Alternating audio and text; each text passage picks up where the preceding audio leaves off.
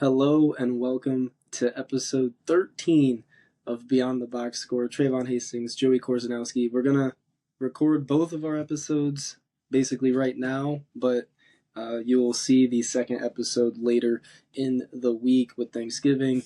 Figured we would just knock it out now rather than trying to record around the family and whatnot as the week progresses. But this first episode is going to be a little bit more of a recap video. So episode, I should say. We're gonna recap and go over what happened in terms of college football as well as college basketball and the NFL.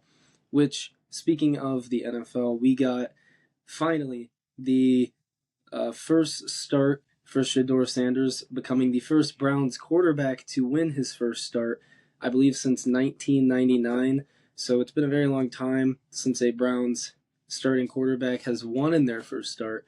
And despite it being pretty much ugly against the Raiders, Shedeur was able to pick up the win.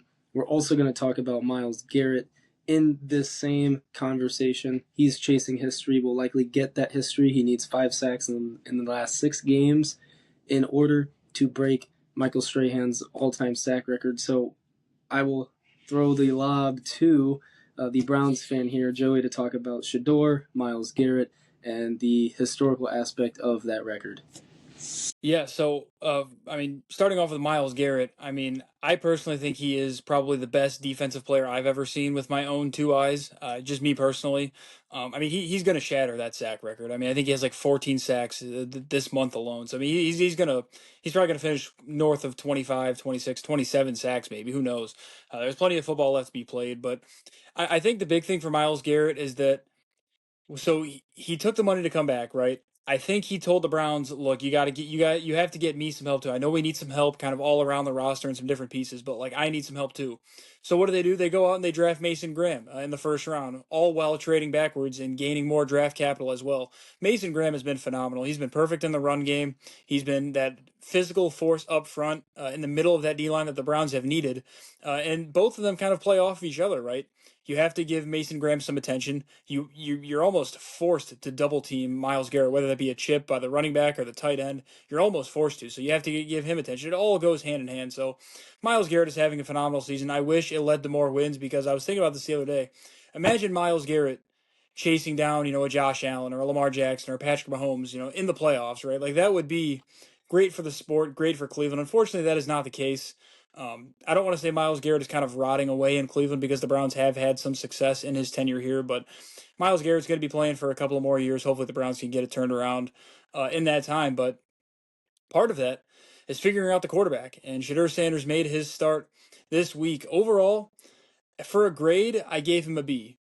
I think that he did some nice things. I think overall, you could tell he was a fifth-round rookie making his first start with very little kind of reps or preparation ahead of that. And I understand, the whole reps conversation has kind of been beat to death by now. That's a completely different conversation, but I think Shedeur played good. He did some good things. You saw the ceiling. That was really my main thing. I'm sure you saw the big 53-yard pass to Isaiah Bond. Right, Joe Flacco and Dylan Gabriel were not making that throw. Kenny Pickett was not making that throw. That's a throw that shows you what the capability of Shedeur Sanders is, and the ceiling is very high. But you saw some of the bad with it, right? That interception that he threw earlier on in the game was pretty ugly. I think it was a nice play by the D end or the linebacker. He was up on the line, creeped up, showed he was going to blitz, peeled back, and Shedeur just couldn't process it fast enough. But it's okay, it happens, right? Other than that, though, the Browns didn't really ask Shedeur to do a ton. I felt like I don't want to say they coddled him, but they definitely ran what he was comfortable with. They definitely kept it simple for him, which I did like in his first start. My only issue is that there were a ton of drives where the Browns could not run the football on first down. For as good as Quinshon Judkins is, he was getting hit in the backfield a ton. So they would have a ton of 2nd and 13, 2nd and 14, which would lead to 3rd and 10, 3rd and 11. And you're just not putting your rookie quarterback into an advantageous position there by doing that. But overall, given the circumstances, given everything that had led up to this, I thought Shedeur handled everything really well. I think it helped that they were playing the Raiders, and the Browns were clearly outmatched for the Raiders. The Browns' D-line was probably the worst possible matchup for the Raiders, so the Raiders had no life on offense. The Browns' offense themselves continually got second chances.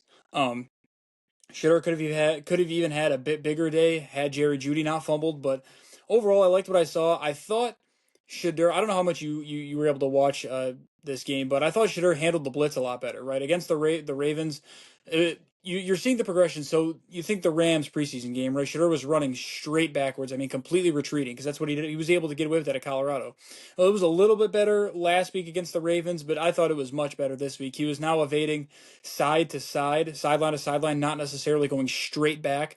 So you're seeing some of the development. You're seeing him learning and getting better, which to me is the most promising thing, right? Because when we saw Dylan Gabriel, it just felt like there wasn't a ton of development. It felt like there was a little bit, but not enough to where it felt like he was going to develop into the long term answer. Whereas Shedeur, you see the ceiling, you're seeing some of the rapid development in key aspects of the game where some signs point to maybe one day he can be the future. So overall, I was pleased. Um, Not perfect by any means, but for a first start on the road, I thought it was pretty solid. I did see the big throw by Shedeur on the run, throwing it up. Ball goes over the TV screen essentially Mm-hmm. to Isaiah Bond, and that was the thing that we have talked about previously, and what I know many Browns fans have been preaching for, which is pushing the ball downfield. We saw him push the ball downfield against Baltimore last week as well. His first, I believe, drive or two, he hit a 28-yard pass to, I believe, Jerry Jeudy.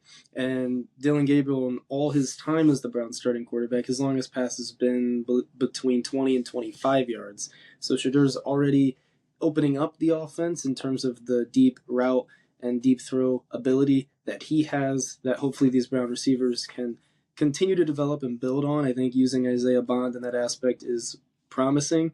He hasn't had a ton of catches this year, but he's gotten more involved as the years progressed. As for Myles Garrett, if he were to get to closer to 30 sacks, so basically 27 to 30, he could potentially warrant some MVP discussion here, I think, because 27 sacks would be nuts over a 17 game season. I think that would 100% be warranted. That likely won't happen because the current odds-on favorite Matthew Stafford has a 30 touchdown to 2 interception ratio right now, so 15 to 1. He has been phenomenal. He's thrown 27 touchdowns since his last interception, which I believe was against Philadelphia, who we'll talk about in a bit. But for the Browns, there are some promising things that Shedeur presents in their offense. Ironically, despite him being kind of a weird mold of mobile, but not at the same time. Like, he's mobile to evade, but he's not mobile in terms of downhill running.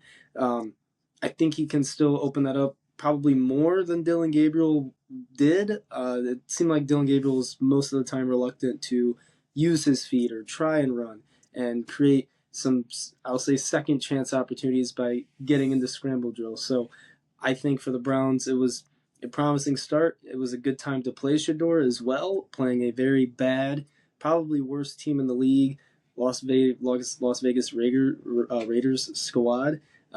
Cam Ward and the Titans have been pretty bad. However, they at least have some promise at quarterback. They've got a couple young receivers. Their run game hasn't gotten going, and their defense isn't the worst. The Raiders, on the other hand, all things have fallen apart. They can't get the run game going with Ashton Genty. I've seen the endless highlights of the inability to block and the confusion by that offensive line when they call runs. So outside of that, Myles Garrett isn't the only person chasing history. We have a couple other history chasers here. Jackson Smith and Jigba on pace for 2,029 yards, which would surpass Calvin Johnson's record that he set way back in the day. So I want to get your thoughts on Smith and Jigba, Sam Darnold, the connection between the two, because in every game this year, Jackson Smith and Jigba has had 100 yards or more, except for 3 games, and in 2 of those games, he had 90 or more yards, and then he had a game with 70 or so. So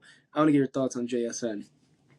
Yeah, he's been phenomenal, and with both of us being Ohio State fans, we got to witness all of his greatness in Ohio State. I mean, we all knew he was going to translate very easily to the league, and it was a great pick by Seattle. I think the best thing they did though was going and getting Sam Darnold. Everybody kind of questioned, what could Sam Darnold do outside of Minnesota? You're leaving Kevin O'Connell and Justin Jefferson. He had such a good year last year, but to be honest, I mean, he hasn't skipped a beat. I mean, he's translating perfectly over to Seattle. I think you saw him come down to earth against the Rams. Throwing those couple of interceptions. That was pretty ugly. So I think that just it kind of sits in the back of everybody's minds. Like when you think of the Seahawks, right? I think they're only going to go as far as Sam Darnold can take them because we know this defense is good. We know they have weapons. I would like to see them run the ball a little more, especially as a Kenneth Walker fantasy football owner. I would definitely like to see them run the football a little more. But no, Sam Darnold has been good this year. I think the thing for Seattle, like I said, it's going to be how far can Sam Darnold take that? Because you saw last year, really just crumbled in the playoffs against the Rams, and the pressure got to him. It's almost like Jared Goff, right? Like he's great when there's no pressure. He's going to pick you apart when there's no pressure, but he can set his feet and deliver on time, and he's almost perfect. But then you put a little bit of pressure on him, make him throw a little bit off balance, get him off his game, off his rhythm. Things start to get a little shaky. So the thing for me is how do they handle teams with better pass rush? And can they translate this to the playoffs? Because the Seahawks are a good team, I believe, under Mike Macdonald. I want to say they're like 10-2 now on the road or something after that Rams loss. They were something like crazy on the road, which to me it translates in the playoffs. I mean, if you could play on the road, you can play in any environment, no matter what. I know we don't really think of the NFL as a crazy environment, but certainly in the playoffs, it can get hostile. So, yeah, I think it really comes down to how far Sam Darnold can take them. I was one of those doubters of Sam Darnold and his fit with the Seahawks, but it's been very good. They brought in Cooper Kupp. They haven't really used Kupp as much as I was anticipating them doing. I thought we would have had flashes of vintage Cooper Kupp. We really haven't had it. He's missed a few games. You mentioned incorporating the run game more. I want to see them use their recently acquired receiver Rashid Shaheed a little bit more in that passing game. Yeah. And no matter what teams try to do against Smith and Jigba, he is open. He might be one of, if not the best route runner in the NFL. His ability to create separation and get open makes those throws easier for Sam Darnold. But they use a lot of pre-snap within Jigba. Smith and Jigba, they get him into motion in the slot. A lot of times you figure out what the defense is running that way, and he does the rest of the work. We saw that a lot at Ohio State, primarily in that Utah Rose Bowl. Craziest game I have ever watched in my life, seeing what C.J. Stroud and Jackson Smith and Jigba did on that one particular night. But I think what Smith and Jigba is doing is remarkable. I know at the beginning of the year we thought Puka was going to be that receiver chasing Calvin Johnson's record, and he was on pace for 2,200 yards, and then he got hurt, and the production hasn't really gotten back up to where it was. Puka was averaging 10 to 15 targets a game. He was averaging 100 to 110 receiving yards a game. But Smith and Jigba, prior to this past week, he was at 119, almost 120 yards per game. He's had multiple games with 160 yards or more as well. So I think the consistency that he has provided them in the passing game alongside Sam Darnold has been huge. And Sam Darnold, unlike Geno Smith, doesn't turn the ball over as much. So that's the thing with Geno. He was one of the league leaders in interceptions last year, but he was still a pretty good passer, still got the ball out to his receivers as much as he could. But now the Seahawks get to do that even more. They get to drive down the length of the field more because they have the football more often. Combine that with a rock-solid defense, they definitely could be there at the end, potentially in the NFC Championship game. We'll have to see on that. But the only other record breaker that I thought was worth noting outside of Smith and Jigba and Myles Garrett is this touchdown-interception ratio that Matt Stafford is on right now. The record does belong to Nick Foles and that amazing year he had with the Eagles back in the Chip Kelly era. Now, Matt Stafford right now, his touchdown-interception ratio is better than that, and there's a good chance he can continue this forward because he's seeing the field remarkably well. He has probably, I would argue, the best 1-2 receiver combination in the entire NFL. Devontae Adams has 8 touchdowns over his last, I believe, 15, or not 15 catches, but 15 yards on those 8 touchdowns over this stretch of how well he's been playing in the red zone. They look for Adams in the red zone, but Puka gets him down the field. They're a team as well that has kind of relied less on the run game than in past years. With Kyron Williams, they're incorporating Blake Corum more often, and they've got a ferocious pass rush that has them back atop the NFC after the Eagles' brutal loss to the Cowboys. Yeah, I think the Rams are the odds-on Super Bowl favorite, if I'm not mistaken. I know on DraftKings, I think the other day they were like plus 400, which were the shortest odds, which I was kind of surprised. I mean, I hadn't really thought of, the Rams being the favorite. I probably would have thought the Eagles would be the favorite, but the Rams certainly look the best right now.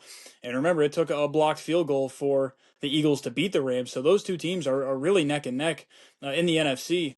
But yeah, Matthew Stafford, what we're seeing right now is truly historic. I know we throw that term around quite a bit, but coming into the year, there was some questions, with Matt Stafford with the back injury, how is he going to be? Did the Rams need to start considering their quarterback future sooner rather than later? That's all been put to rest. I mean, I remember, a couple of years ago when Aaron Rodgers was really in his peak and he was throwing, 25, 26 touchdowns and like 2, 3 interceptions. I was like, man, that's incredible. Well, now we're 11 or 12 weeks into the season, and Matt Stafford is shredding that with 30 touchdowns and 2 interceptions. But you watch the Rams right now, and the operation on offense is flawless. I mean, it's honestly just like a work of art if you really think about it. I know they're playing the Buccaneers, but guys were open all game, especially in the first half. The play calling was phenomenal. The scheme is great. You have one of the best offensive minds in Sean McVay with one of the best arm talents of all time in Matthew Stafford. Could throw it at so many different arm slots as you saw on Sunday night against the Buccaneers. So this collection of talent that they have on offense, I think my main question for the Rams really was the defense, but even their defense has gotten healthier now. They've tightened up. They've shut some more. I mean, what they did to the Seahawks I thought was awfully impressive. I know they were at home, but the Seahawks were moving up and down the field, but then they could not capitalize in the red zone, and they forced 4 turnovers. So that Rams defense can really step up and tighten up when needed. If I had to pick the Super Bowl champion right now, I think I'd still lean to the Eagles, but you know that they're going to have to go through the Rams, and we've talked about it on here before. The Rams match up perfectly with the Eagles. It's really probably the only team in the league we could really say that about, that they really match up well with the Eagles. So I'm hoping that's the NFC Championship. I think that would be peak football right there. But yeah, Matthew Stafford. When we talk MVP, you mentioned Myles Garrett. I think if the Browns were a little bit better, maybe if they had a better record. I know Jonathan Taylor was kind of the under the radar pick, but I don't know how you don't look anywhere but Matt Stafford and Jonathan Taylor right now.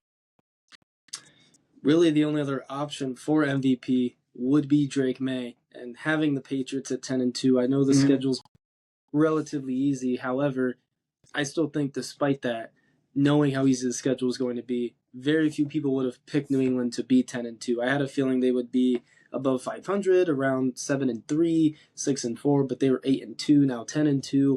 They're playing remarkable football. Mike Vrabel probably is the coach of the year pick right now in the NFL. Should have never been fired to begin with, but he was. New England was able to pick him up after he took a year off.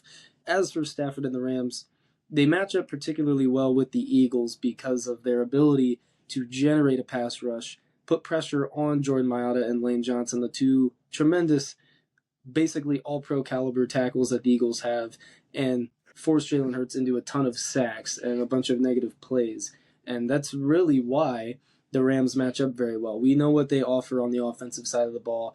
The Eagles have Quinyon Mitchell, who's going to take out one of Adams or Puka Nacua, but then you're going to see that other receiver probably get doubled. There's a lot more run game involved as well. And for the Rams, their biggest question is truly just finding somebody to emerge out of their tight end room. It was Tyler Higbee for a few years. He had a detrimental ACL injury, and he has not been the same since, but they're using a lot of Colby Parkinson, especially in the red zone. That would be another factor to watch for the Rams and Stafford, who I agree is probably the MVP frontrunner and will eventually win the MVP when we get to that point in the season. But we've talked a lot about the Eagles in this. There were two teams that made two not historic, one historic, the other not so much. The Chiefs and Cowboys coming back from big deficits. The Cowboys, it was their largest in franchise history. First time I was really able to sit down all year and watch an Eagles game from start to finish.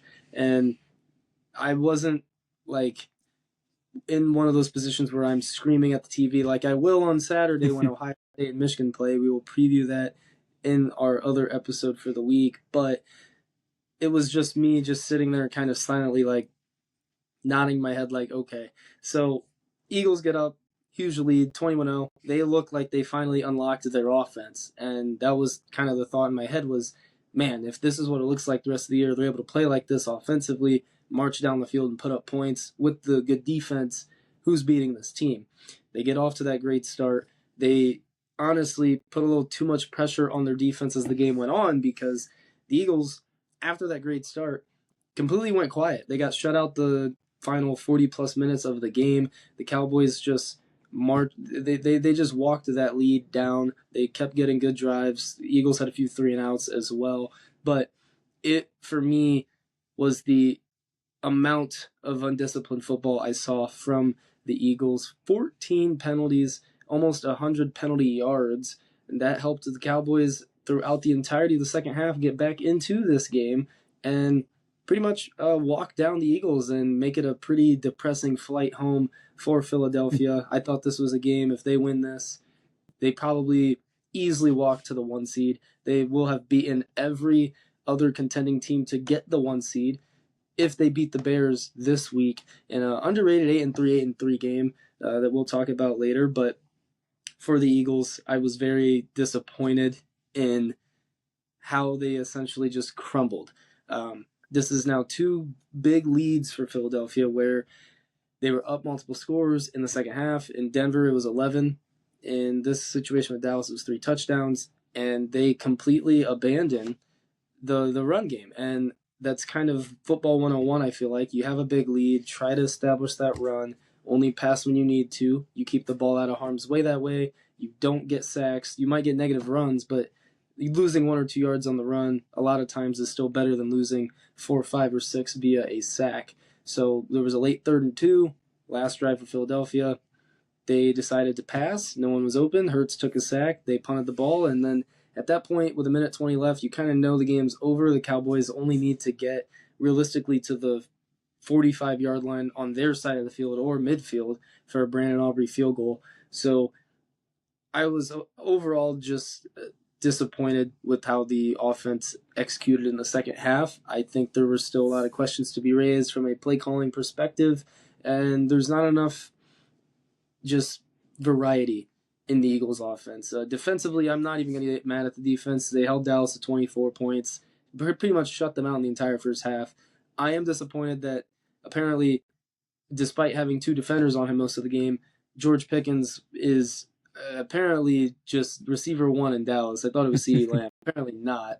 George Pickens, second in the league in receiving yards, about 150 behind Jackson Smith and Jigba, but the only other receiver over 1,000. So George Pickens has made the Steelers eat crow for trading him. But I thought the Eagles defense played pretty well. They got a big goal line stop at the end or nearing the end of that fourth quarter to give Philadelphia the ball back with the game tied.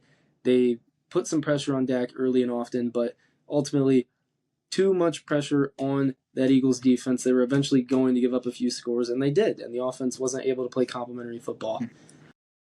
Well, and the Eagles' defense has been having to deal with a lot of pressure the last couple of weeks, right? Back-to-back low-scoring primetime games against the Lions and the Packers. So, you did have your questions on how much this defense could continue to hold up. And I was watching. I had this Cowboys-Eagles game on. Yeah, I saw the Eagles went up 14-0 right away. I was like, oh, yep. And the Eagles are going to be taking advantage of a bad opponent, a bad defense. And the next thing you know, Dak and George Pickens are hitting each other for big plays, and the Cowboys' passing offense looks like one of the top passing attacks, which they have been this season. I think that is a kind of an underrated move. George Pickens getting traded to Dallas. I know a lot of people didn't really want to take the gamble on him because he, could be a head case, this and that. But him and Dak have had a great connection. I think the way the Cowboys are using him on the outside is perfect. And he's opened things up for CeeDee Lamb. CeeDee Lamb opens things up for George Pickens. So I'd be excited to see what this passing attack could do in the playoffs if the Cowboys got there, which isn't really looking likely. But yeah, as for the Eagles, to be honest, if I was an Eagles fan, I really wouldn't look too much into this. It was a tough divisional opponent. It is a little concerning that you had the lead, you had the game put away, and you essentially choked it away. But I think you have to look at what this defense has done these last couple of weeks and just know that, they were only going to hold up for so long, especially when you're playing the rate of man coverage that the Eagles are. It's natural to kind of give up some plays like that, especially on the road. And now you think about it, you split with the Cowboys, right? I think every team in their division, the goal is to at worst split with the teams in their division, which the Eagles did. So if I was an Eagles fan, I'd understand the frustration. I probably wouldn't read too much into it. obviously you don't want to make a habit of kind of getting comfortable with these leads because it's going to hurt you in the playoffs if that is the case. But to be honest with the Eagles, I'd like to think that they're going to kind of figure it out offensively once the playoffs come around. But last year, the strength of their offense was that running game. They relied on Saquon and they relied on the offensive line. I don't really know if they have that luxury this year. So that might mean that Jalen Hurts has to shoulder some more of the load, right? A.J. Brown, Devontae Smith, Dallas Goedert, all these guys are going to have to pitch in. So I guess I would ask you, do you think that the Eagles are going to be able to have the same kind of success in the playoffs due to the run game like they did last year, or are they going to have to kind of relegate some of that load to the other pieces? I also forgot to mention Saquon fumbled in this game.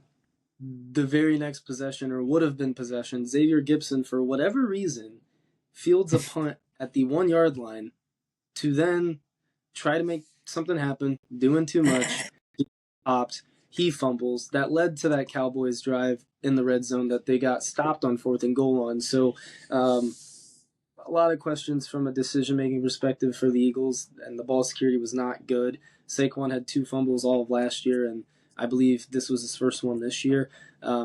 For that run game, though, I mean, Saquon had runs of pretty much 2 yards all game. He had a 1 yard run, a 5 yard run, and a 7 yard run, and he had a negative 2 yard run. He basically was a no-show in the run game, and while some of that might be credited to Saquon, I think a large majority of it should be put on this Eagles offensive line. I've never seen them struggle to run the ball this much in a single season. They've had some injuries. Lane Johnson didn't play. They've had some different guard combinations because of some injuries there as well. Cam Jurgens back in the lineup finally at center, but he made a couple costly mistakes in terms of penalties. So I think for the Eagles, they likely won't be able to shoulder that same amount of responsibility on that run game. I would love to see them try to run the ball more, though, in the second half when they are winning. You're going to keep the clock running, and the problem is teams are expecting Philadelphia to run the ball on first down pretty much every time, and they do then run the ball. So I think finding the right balance is what they need to do. What that is, whether it's passing on first down or passing on second down or whatever it is, Philly's not really able to go run pass like they did last year. And for teams that can master the run pass, for in terms of first down, second down, third down play calling, teams who are typically very good at that, they go a long way into the playoffs because they can play stylistically ahead of the chains at all times. But that has not been the case this year, and it continues to leave me with the question of what is going on with the run game, because whenever Tank Bigsby comes into the game, he instantly gets 7 to 10 yards every single time, pretty much. So I would like to see him maybe start to shoulder some of this workload more from Saquon, whether that's 7 to 10 carries, whether that's 8 to 12 carries, whatever it is. Need to see more Tanks Bigsby. They picked him up from Jacksonville for kick returning. He was pretty bad at it and fumbled his first 2 games, so they now use him as their primary backup running back. They have A.J. Dillon as well. I would expect to see more of those other 2 backs trying to keep Saquon fresh for the playoffs when they're going to need his big play explosion, because it has not been there at all this year. Really, the only drive we saw it was that first drive against the Cowboys in the season opener. That was it. But when Eagles offensive linemen such as Landon Dickerson are getting asked post-game, like, well, why are you struggling in the run game? And they give the answer of, oh, Dallas showed a lot of 5D lineman fronts. Like, respectfully, that is it's just a cop-out answer. You should prepare for those types of things. Dallas has 2 very good defensive tackles now, Quinnen Williams, Kenny Clark, as well as what they already had on their roster with 2 good edge rushers. They're going to put up a 5 defensive lineman front. The Eagles do that themselves, so why not prepare for it? Would be my question there. And you understand teams are going to stack the box. They got A.J. Brown going early, but pretty much the end of the game, after that first quarter, he pretty much was nowhere to be found. Jalen Hurts hit a big deep ball to Devontae Smith as well, but it overall just has not worked. It hasn't meshed how it should for the Eagles with all the talent that they do have as well.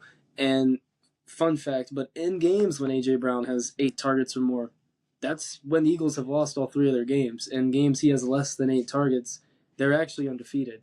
So I think that might be a little bit more from the identity standpoint, like what they need to focus on is maybe spreading the ball around a little bit more and then hopefully getting that run game going. But when they're force feeding AJ Brown, and he was open all game, I'm not like upset at it or anything. But when they force feed him and they look away from all the other aspects of what they have offensively, it tends to not work out so well for the Eagles. So I guess I wouldn't be overly concerned either. Um, However, we've been expecting their offense to improve, like from a week to week standpoint all year, and it just has not happened. So at this point, I think it's just worth saying this is what they're going to be. And can they win a playoff game or two like this? Depends on matchup. They want to see the Rams early. They want to likely see the Seahawks early. It really just depends on the wild card games. But there's a chance they do see a Detroit in the wild card if they're not the one seed. There's a chance they do see someone like Seattle or San Francisco or Green Bay again in that first wild card round. So Philadelphia's got to find a way to get home field back. I think that week off would be huge for them. And they have a chance to get a big win against the Bears this week and mix up the standings in the NFC North as well. But outside of those two, or outside of that comeback, the Chiefs also came back.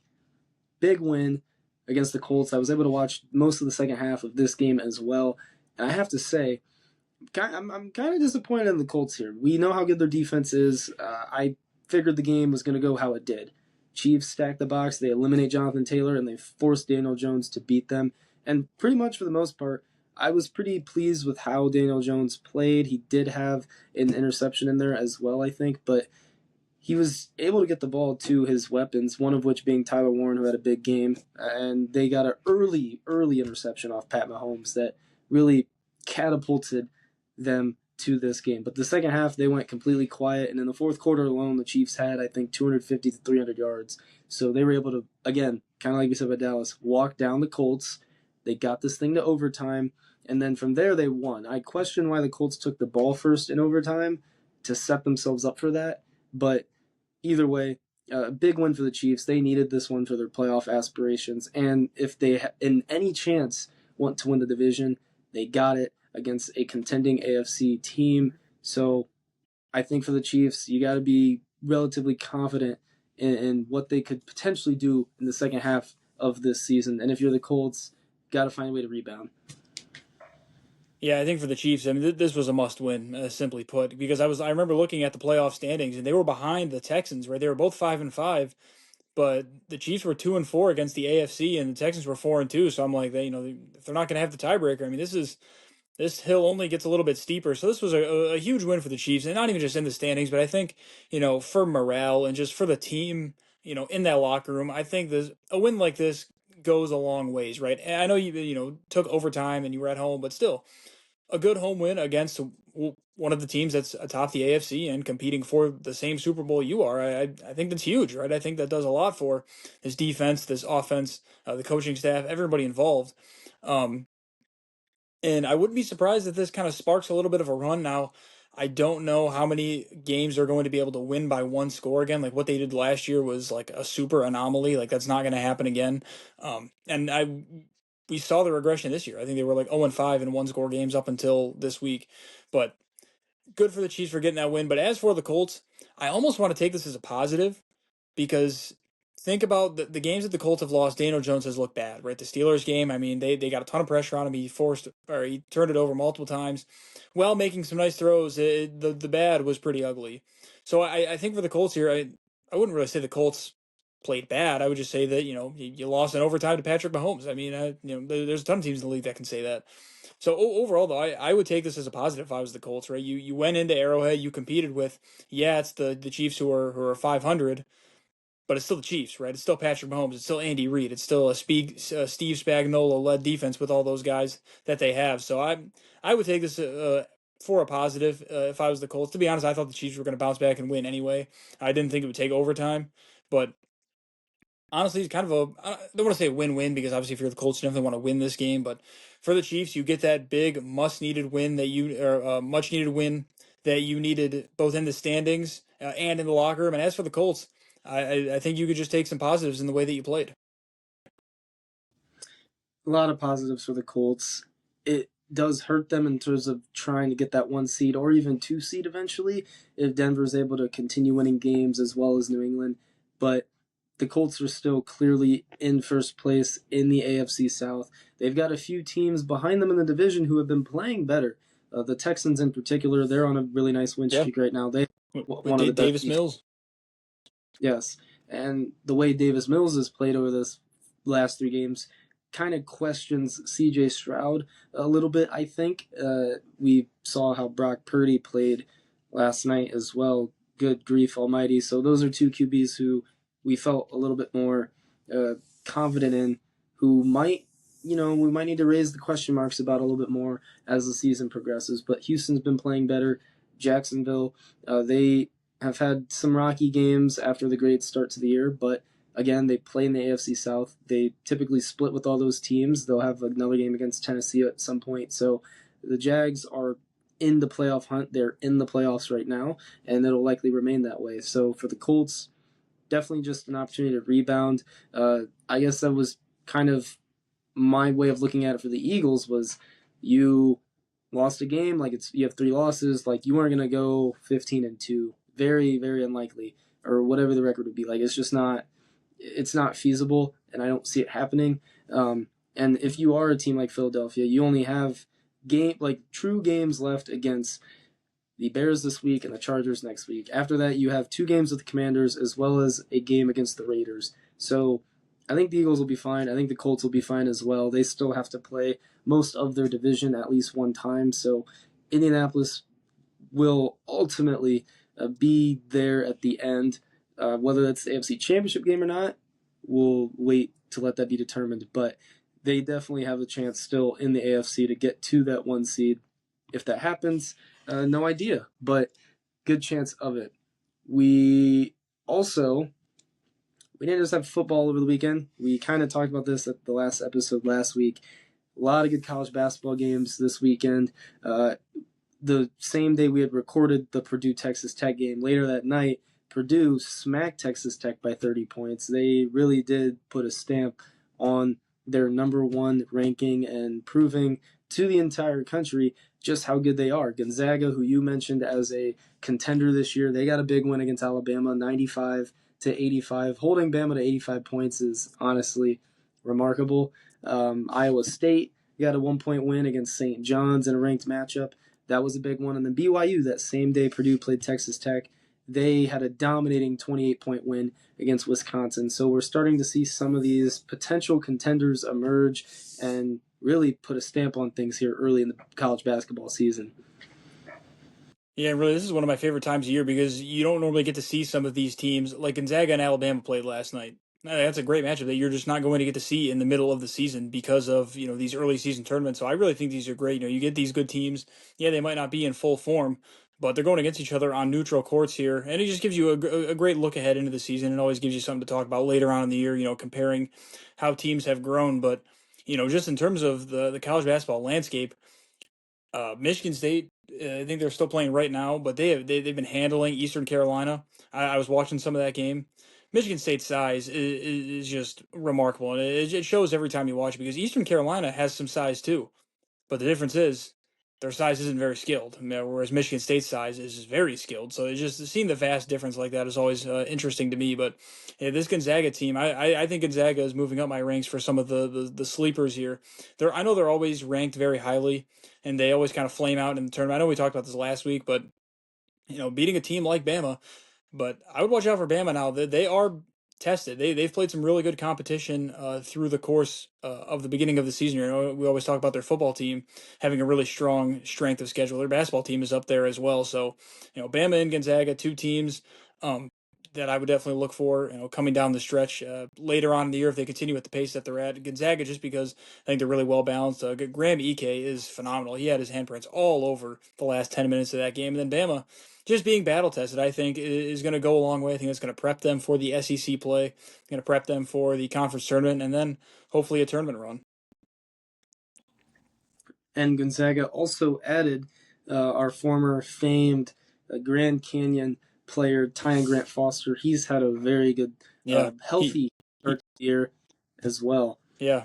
He's crazy athletic. He played great with Graham Ike last night. Graham Ike would get the ball on the elbow, take a couple of dribbles. Grant Foster would come around on the other side, and he caught a couple of lobs. I mean, he's running the floor, so he's fitting his role nicely with Gonzaga. He might end up being that difference maker for them this year.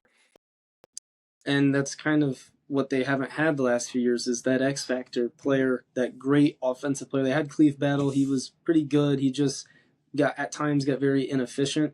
They can rely on Graham Ike, but he can only do so much. So I think getting Grant Foster on the perimeter is going to unlock a lot of what Gonzaga wants to do offensively. Houston snuck out a win as well yesterday against Syracuse. Donnie Tillman not playing for Syracuse. He's been their best player so far this year. Kyan Anthony, Carmelo Anthony's son, had a very good game, but Houston was able to squeak away in overtime. Syracuse shooting 11 of 28 from the free throw line. This is just not going to get it done at any level. Pretty disappointing there if you're Syracuse, knowing you could have easily won that game, even if you still shot bad from the free throw line, but not as bad as you did. There was a couple other games today in particular, we're recording this on Tuesday, that peak my interest. Kansas is not ranked, but they got a good win against Notre Dame. I believe they're playing Baylor today. Tennessee just beat Rutgers earlier today as well. And Rutgers, after losing those two star players in Dylan Harper and Ace Bailey, they still have gone off to a good start. A team that I have not mentioned, and I usually despise this team. However, they are off to a very good start after a couple of lackluster years, is Virginia. They are undefeated. They got a good win against a pretty quality Northwestern team yesterday as well. And they're a team to just kind of monitor in the ACC. We'll see how that plays out. Typically, it's going to be Duke and North Carolina at the end. But Louisville has had a very good start to the year. They're a top 10 ranked team. Watch out for the Cardinals as well, Virginia. So I think college basketball, more than most other sports, or professional or collegiate, offer a little bit more parity. I think that's the beautiful thing about college basketball is it truly can be a case where we see a lot more of those Cinderella stories and those teams in there fighting for it at the end. I remember way back when Butler's playing in a national championship game, VCU's in the Final Four, Wichita State. Like, I just like that aspect of college basketball more than what we would typically see in college football or even the NFL or the NBA. I think for the NFL, the Bears are a little bit like a Cinderella story this year. Arizona State was last year, as well as SMU making the college football playoff. But we don't typically see stories like that often. There's a few NBA teams giving that vibe right now. The Pistons, the Raptors, they're off to good starts, and we'll talk about them in our other episode. But I think so far we're starting to see who the elites are in college basketball, and two of them happen to be Big Ten teams, Michigan and Michigan State. You highlighted the Spartans. Michigan has a game against Auburn later, I believe today. That'll be a good kind of litmus test for Michigan. Two teams who I had anticipated and had, got ready to see them play in March last year. So I'm looking very forward to where this season continues to project in terms of those top teams and how they continue to perform. Yeah, it's interesting you bring up Michigan because Michigan's been good the last couple of years, but I feel like this year is probably one of their better teams in recent memory. Right, they've got a ton of size. They went and got Yaxel Landenborg from UAB in the transfer portal, who I have been very high on. They just beat San Diego State last time by 40. I was like, so this Michigan team very well could be legit. Really a true Big Ten contender. I think the top two teams in the Big Ten are very clearly them and Michigan State right now. But yeah, I think it would be. You mentioned the parity in college basketball. I do think it's interesting because in the NBA we've seen a bunch of different champions over the past couple of years. I have a feeling it's going to be the same way with college basketball. I know UConn had their little dominant run where they won back to back. I don't really know if we're going to get another back to back this year. Just with teams reloading every year and teams just being so different. I think the whole sport of college basketball is really in a good spot right now. I think the product. Uh, is high quality right now because the talent really is spread around to a lot of these schools. Um, I think we talked about it last week. I don't really know how many true Cinderellas, like you mentioned, Wichita State, Butler. I don't really know how much we're going to see that now due to NIL and the transfer portal because I think the talent is more spread around the Power Four schools. So I think that's going to be a little bit interesting to see if we can get some more of those, Loyola Chicago's randomly come out in the tournament. But I think just the natural the sport of basketball, in football, talent usually wins. The better team is usually going to win. Whereas in basketball, if a team gets hot, a team gets hot. Weird things can happen, especially in March. But I think the main parity is going to be in the national champion, because I would be surprised if we have another back-to-back champion in quite some time. And it could be for the Big Ten their year in terms of this parity to finally get back to the national championship, and not only get back to it but win it. The Big Ten has now won a national championship in quite some time. So I think for a lot of these teams, and especially these Big Ten teams, it's a very good opportunity for them to get on top of things. Another contender to just keep an eye on in the Big Ten would be Illinois, the other top 15 ranked team out of the Big Ten. They're off to a very good start, as we would expect. A lot of these teams playing tune-up games essentially before conference play, but I think Illinois is going to be a team.